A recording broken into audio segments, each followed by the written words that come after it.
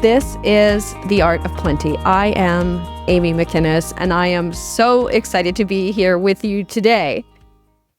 Have you been following along? This is episode 3 of our 3-part mini-series, which is a behavior hack into answering that question that I have lived with most of my adult life at different times in different capacities. And that question is, how come I don't do the thing that I say I want to do? We have divided this podcast into 3 separate episodes. And the reason why we did that is because there is something that happens when we take the time to really dive deep into things, when we really spend the time to unearth our motivations. And you can't do that by just listening. You actually have to spend time thinking, and you have to spend time processing. It doesn't mean that you have to write anything down, but you have to have a way of working it out, a way of working it through. So we divided this into 3 episodes so that you can follow the trajectory of the learning, where you can hack into this behavior hack and take the time to really figure out what's going on for you and discover why you're not doing those things. So our first part, we looked at identifying the behaviors. The second part, we dived into looking into the motivations behind the behaviors. And today, it's all about applying all of those things that we've learned into a way of creating change. Did you get the workbook? There's a mini book that goes with these 3 episodes. The reason for that is I am a person who takes copious notes. I love to write things down. I process by writing. I process by talking. And that's where I figure things out. And I love paper and pencil. I always write. That's why if you're on YouTube, you can see that I have my book here. I'm always writing my notes here. I prefer it much more than working in a computer. Get your mini book. Go to the show description. Get your free download. This mini book is a tool that we designed for you for these 3 episodes so that you can hack into your behavior, so that you can hack into your motivations for why you're not doing the thing that you say you want to do. I hope you've been subscribing. If you have, then you got notice that this episode was out, and it's the episode that you've been waiting for, because what better is there once you have understanding to actually get a sense of, okay, now what? What do I actually do? How do I actually make the change so that I'm no longer doing the thing that I want to stop, or so that I can start the thing that I've been saying I want to start for years? Sidebar, if your behavior is an addiction, please get help in your own community. Please find professional help. Addiction is a nasty beast. And there is hope, and there is a way through. So I would just encourage you, if that is where your behavior falls, please get professional help. One of my first jobs when I came out of university was to work with I worked in the local school district, and I worked with kids who were having issues behaving in school. Basically, their behaviors were preventing them from learning and doing what they're supposed to be doing at school, which is learning new things, making connections with their peers, making connections with teachers and with adults in a healthy way. And my role was to help kids whose behaviors were preventing them from doing those things, preventing them from learning, preventing them from establishing and creating good relationships. There were many behavior hacks that we would employ to help these kids modify their behaviors in order that they could have success at school. And there's many things that we can do to train ourselves so that we do the behaviors that we want to do. This is why Pavlov's experiment, which I think was in the 40s, was so impactful. And there's so many things that we can learn from that we can apply to ourselves, which sounds ridiculous, but there's all these different types of tricks and hacks that we can do to modify behavior. But one of the main reasons why I left that job and decided to continue my education is because I felt so limited. I felt so limited in just looking at the behaviors and not unearthing the reason behind the behaviors, because we're not like Pavlov's dogs. And even though we can do things that get us to react and we can create those associations, because that is what Pavlov did. Do you guys know Pavlov? Basically, he rang a bell every time he gave them food. The dogs would start salivating when they were going to eat food, and they started to associate the bell with food coming. So then he could eliminate the food, ring the bell, and the dogs would start salivating. That's it in a nutshell. Basically, there's things that we can do with pairing with behaviors in order to get us to react in certain ways or to change behaviors. So that's the reference that I'm bringing up. But we're not dogs. And there's a reason for the behaviors that we're doing. And I felt so limited in doing just behavior modification when we didn't get to unpack and uncover what is underneath the behaviors.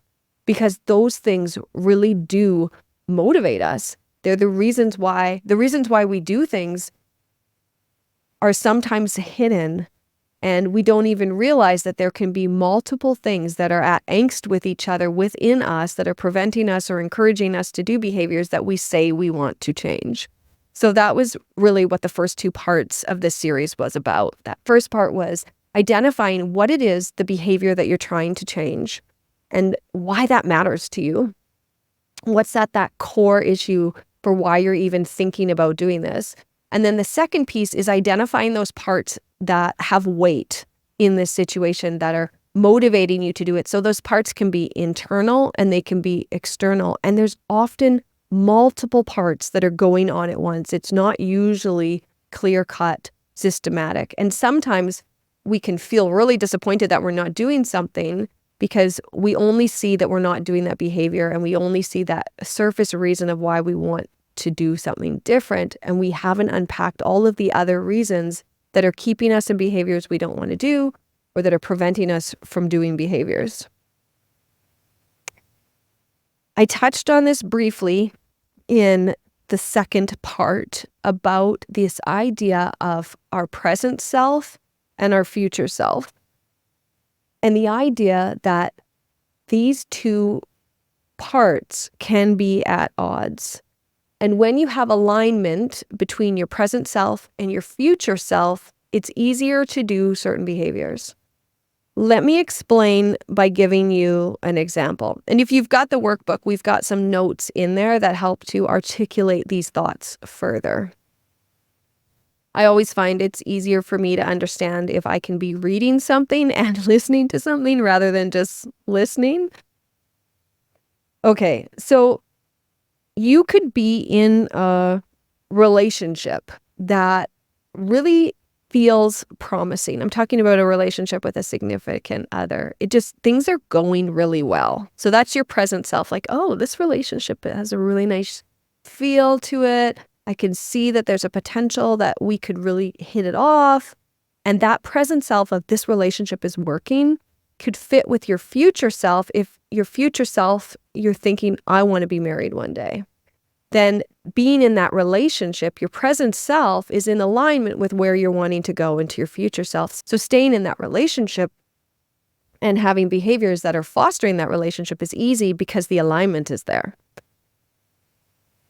It creates more angst when you're in a relationship and it doesn't feel like there's a future, that you know that you want to be married, but you don't want to be married to that person.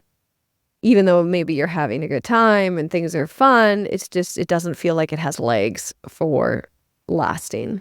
That's a misalignment between your present self and your goals for your future self or where you're wanting to go.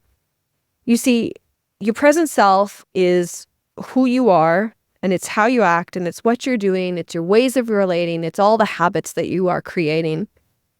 Whereas your future self is what you want from your life. It's your goals, it's your dreams, it's your desires. And some of them are really far off, but it's all future. So when you look at the chip eating, habit that I have or the chip eating behavior, my present self is like, these are delicious, I want to eat them. And my future self is, that's not really that great. You're going to get a tummy ache. You don't want to eat chips all the time because that's not the physical health that you feel like you want for yourself. So my chip eating behavior, there's a misalignment. What I'm doing isn't lining up with what I want to be in the future, but my present self is getting satisfied by eating the chips because they're delicious. So there's this overarching theme sometimes with behaviors that we compromise our future self, what we want for our future, for our present self, because we don't want to delay gratification. You see, often taking care of our future self means that we delay gratification in our present self. I'm going to say that again because I think it warrants repeating. Our future self, in order to be that person, we often have to delay gratification to our present self in order to be that person in the future. Whereas if we don't do that and we serve our present self, we can impact our future self. Our behaviors don't necessarily serve both. They don't necessarily serve our present self and our future self. That's when you get misalignment. In this behavior that you're doing, which you is the priority? Is the priority your present self or your future self? When I look at face yoga and I look at eating chips, I'm totally not thinking about my future self. I'm full on in the moment in my present self. Because serving your future self is way harder. And here's why. It's not guaranteed. And we know that. We know deep down that even if I delay eating chips and I take care of my face, it doesn't mean that I'm going to be healthy in the future. And it doesn't mean that I'm going to have beautiful skin in the future. I mean, yeah, it increases my chances. It moves it up a little bit, but it's not guaranteed. Whereas in the moment, eating the chips, that's guaranteed. I get that delicious flavor in my mouth right away. I get that break from the day because I'm not doing face yoga. It's instant and it's guaranteed. The future is delayed and it's not guaranteed. So where do you fall? Where does this behavior, where does the way that you act on a normal basis normally fall? Are you the person who serves their future self, or do you serve your present self? What about with your eating habits? What about with your exercise routine, with your hobbies, with your relationships, with your sex life, with your work, with your finances, with your relationship with your kids, with your mental health? Where do you fall? I was thinking about this with kids. When you have kids that have a temper tantrum, it can be really easy when they're little. Just give them what they want and stop the temper tantrum. That's an example of a parent who is dialing into the present self of that child. I'm in the present. I'm going to end this now because this is uncomfortable. But here's the deal. If you have a kid that's having temper tantrums and you are succumbing to whatever it is that they want in that temper tantrum, you are setting yourself up for more temper tantrums in the future because they've learned that that's how they get what they want. And you are putting off their future self and your future by dealing with them in their present. Being a mom of 5, here's what I know. When I have nipped that at the beginning and not bought in, yeah, you may get another temper tantrum, but it's usually not as big the second time around. Kids learn really quickly with stuff like that. But it's uncomfortable. And It doesn't feel good in the present self when your kid's full on freaking out in the grocery store, demanding that they want some cereal and you're saying no. But what I noticed with my kids, the more consistent I was, the quicker I was with that, the faster those temper tantrums changed and stopped. And what's really amazing, when you have more than one kid, because I got 5, the first kid learns it, the second kid learns from watching the first kid. When you get down to kid number 5, there's hardly even like a little blip because everybody else knows, and they just know because they watch whatever other people are doing. I think it's harder when there's only one person because you have to do all of that teaching and nobody else is benefiting from it. Whereas when the second one, you do all that teaching for one and the second one learns, and you do less teaching because that first kid is also teaching the way that your family works and relates. So how do you apply this? How do you apply this thinking that we've been doing? How do you apply this to actually change the behavior so that you can do the things that you say you want to do? This process of unearthing the contributing factors, you don't unsee that. You don't unhear that now. When you boil down to that why in episode 1, when you uncovered in part 2 what this was about for you and what was being served internally, you are not going to not know that now. And even just knowing it increases our consciousness about it. It gives you more of a foundation to stand on so that when you make the decision, that all of that thinking, all of that processing that you've done will flood in. And when it floods in, you are more able to make decisions in other ways because it helps to tip the scales.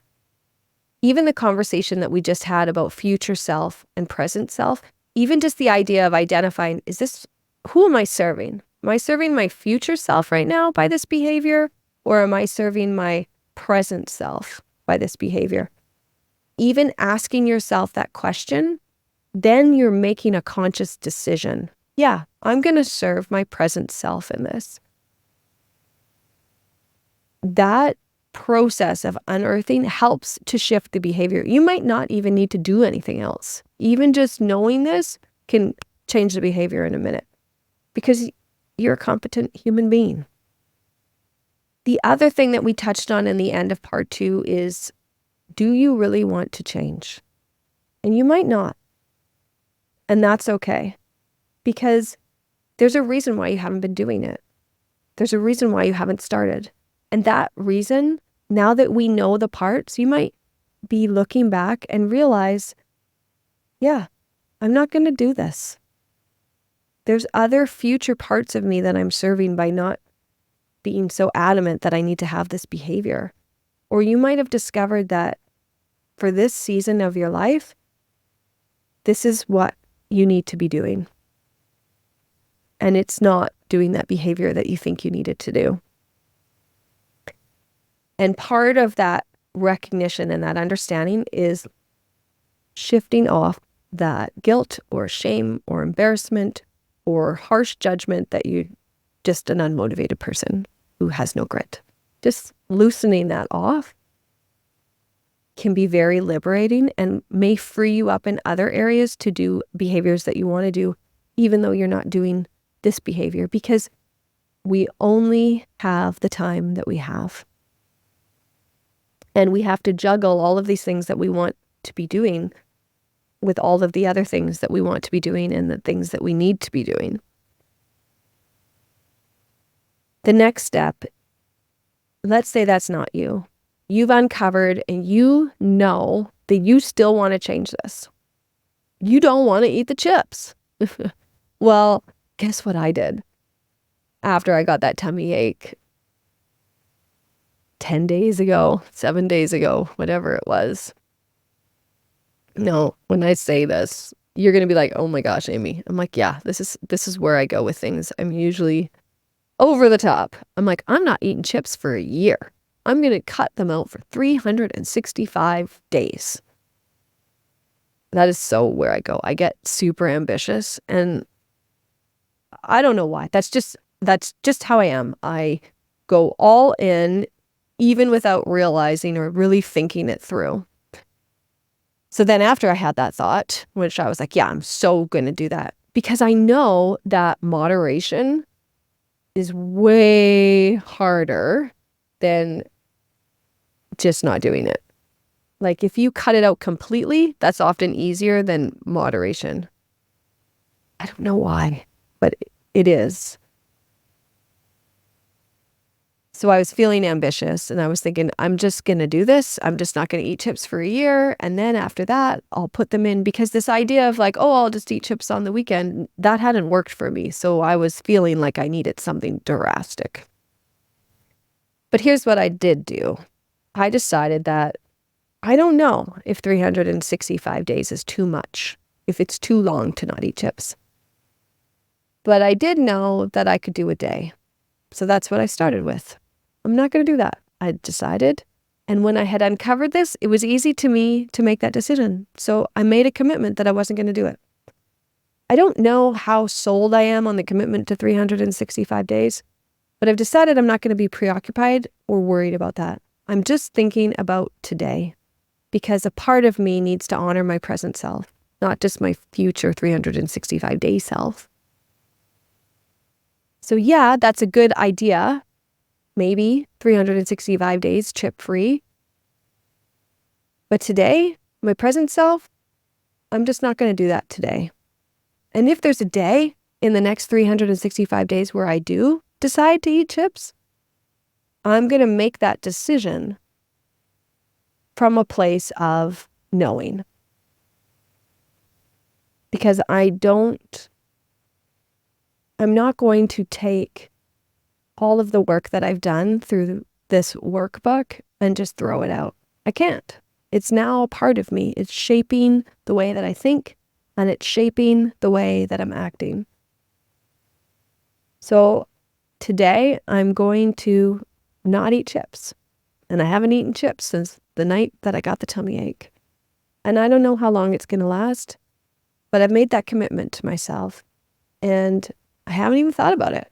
I haven't even thought about eating chips. We'll see what happens, because I'm going away and I'm traveling this weekend. And often when I drive, I eat chips. Keeps me awake, keeps me engaged. I eat one chip at a time, and then I can keep driving when I'm tired.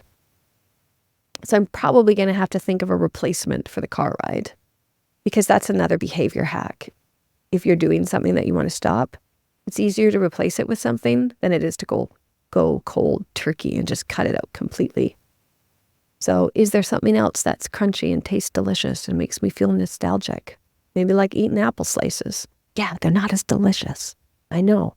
But I have happy summer memories of eating apples, because when I was a little girl and I would go for swimming lessons, there was this huge vending machine outside the change rooms to the pools, and it had the most delicious looking red apples. And they cost $0.25. And when I was little and I would go swimming, my mom would give me $0.25 and I could get a red apple. Not all the time, but lots of times. And they were crunchy and they were delicious, and they remind me of being a kid. So maybe I'll replace my chip eating with eating apples. It's a different kind of delicious, right? It's a different memory that I'm evoking. So that is one other little tip that you can utilize to change a behavior, is to just replace it with another. There are thousands, I'm sure there's thousands, I know hundreds of behavior hacks. And there are behavior hacks for your specific situation. Somebody knows how. Someone has a solution. Someone has a way, or discovered a way, that you can make this change. So my encouragement to you today is to start seeking. If you know you want to change still, and you're not entirely sure what the next step is, start looking. Start investigating. What did other people do that wanted to stop this behavior? Get yourself a habit building book. There is nothing but tips in those things. Like the book by Fogg or James Clear, Atomic Habits. And I think Fogg's is tiny little things. We'll put the books in the show notes, in the show description, so that you can see the titles of those. Because somebody out there has a solution. And if you know you want to change, you now have a whole new ball of motivation by doing all of the work that you've done in the workbook to uncover this. So the next step is just determining what the next step is. Maybe you already know. Just like I knew, I'm just not going to eat chips today. Because when I've really unpacked this, it's something that I really don't want to do. And I'm going to remember why I don't want to do it. And I'm going to think of my future self. And I'm going to do that by being in the present, by just focusing on today. One day at a time, I'm not going to do that behavior. Because that's how we overcome things. One step at a time. Small things often.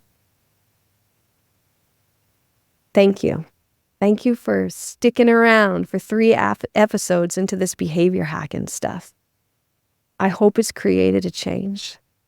If you've been able to shift things and start doing the thing that you say you want to do, or stop doing the thing that you don't want to do, would you send me an email? Would you send me a note to tell me about your success?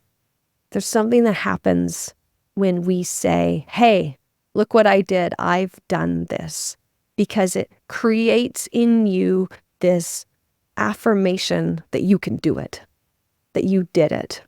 So share with me, share with a friend. And if you know somebody who's been struggling, and as you've been hearing me talk, you are thinking of someone like, oh, so-and-so, my close friend, she needs to hear this. Or, oh, I got to send this to my cousin. Or, oh, wow, this sounds so much like what I was talking about with my friend at coffee yesterday. Send them this link. Send them the link to these episodes. Because that's what we're here for. We are here to see people become the people that they were meant to be and to create change in their life, in your life. That's what the Art of Plenty is all about. Hit subscribe so you don't miss an episode. Like my podcast. If you like it, I would love to know. It's so great to have feedback from you, and it means a lot to me when you reach out and do that. I'm Amy McInnes. Thank you for being here today.